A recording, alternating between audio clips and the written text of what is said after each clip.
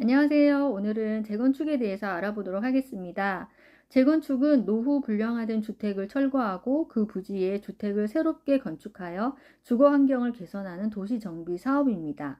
재건축의 대상은 주로 30년 된 아파트 등의 공동주택이나 연립주택인 경우가 많고, 기반시설 등은 양호하나 거주하는 주택이 오래되어 새롭게 신축이 필요한 경우를 말합니다. 기존 주택의 구조적인 안정성을 해결하고 경제적인 가치를 높이는 데 목적이 있습니다. 재건축에 관한 용어를 알아볼 텐데요. 첫 번째는 조합원입니다. 재건축 사업구역의 부속 토지와 건축물을 소유한 자는 조합원이 될 수 있습니다. 조합 설립에 동의하지 않으면 현금 청산을 받고 이탈할 수도 있습니다. 자신의 의사로 조합 가입 여부를 결정할 수 있는 겁니다. 만약 두 채 이상을 소유한 자라면 1인 1조합 원칙에 따라 한 명의 조합원만 가능합니다.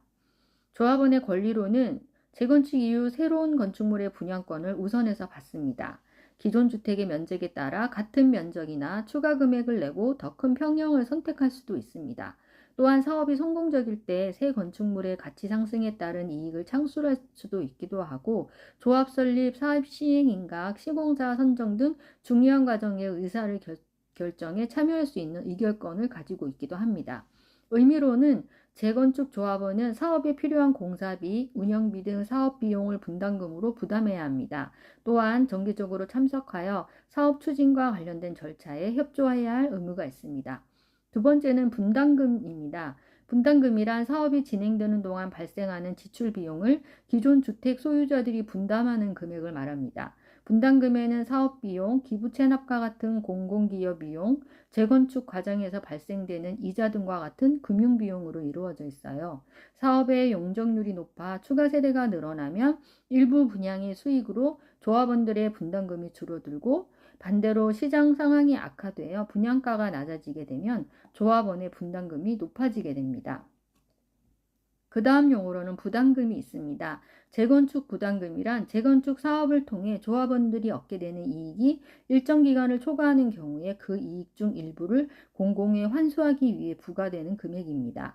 재건축 사업으로 인한 이익의 독점 방지와 지역사회의 공공인프라를 확충하기 위해 재원을 마련하기 위한 방안입니다. 부과된 부담금은 도로나 공원 같은 지역사회의 기반시설 확충, 공공복지 증진을 위한 기금으로 조성이 됩니다. 부담금의 증가로 조합원의 분담금이 증가할 수 있고 사업성이 낮아질 수 있으니 집값 급등 억제와 같은 부동산 시장의 가격 안정화를 가져올 수 있습니다. 그 다음 용어로는 기부 체납이 있습니다. 재건축 사업을 할 때 조합이 일정한 부지나 시설을 도로, 공원, 공용시설 등의 공공시설로 정부나 지자체에 무상으로 제공하는 것을 말합니다. 이 기부 체납을 조건으로 용적률 상한, 높이 제한 완화 등과 같은 인센티브를 제공받을 수 있습니다. 용적률의 상한으로 얻을 수 있는 이익보다 기부 체납의 규모가 클 경우에는 조합원들의 분담금이 커져 갈등의 원인이 되고 사업이 지연이 되는 문제점이 생길 수도 있습니다. 그 다음 용어로는 초과이익 환수제인데요. 재건축을 통해 조합원들이 취득한 초과이익을 일부 환수하여 공공기여하도록 만든 제도입니다. 재건축을 통해 얻은 과도한 이익을 억제하고 부동산 시장의 안정화를 위해 과한 집값 상승을 억제하는 목적이 있습니다.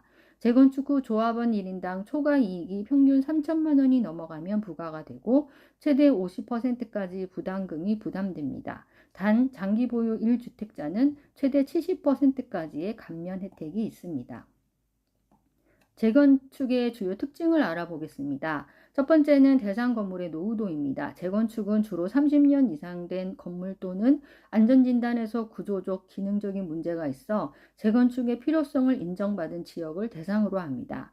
재건축 사업은 민간 주도의 개발 사업으로 사업성이 중요합니다. 용적률에 상향하거나 세대를 추가하여 수익을 창출하기도 하고 건축비나 정부 규제, 분양가 등을 고려하여 종합적으로 경제성을 평가하는 것이 필수입니다. 재건축은 소유자들의 이해관계가 직접적이기 때문에 주민의 동의와 참여가 매우 중요합니다. 주민 간의 갈등이나 의견이 합치가 이루어지지 않아 사업이 부진할 수 있고 무산될 수도 있습니다. 재건축은 10년 이상이 소요될 수도 있는 장기간의 사업입니다. 초기 단계에서 안전진단, 정비구역 지정, 조합 설립 등 단계별 절차가 복잡하고 각 단계마다 지자체의 승인이 필요합니다. 재건축 후 공급 물량의 증가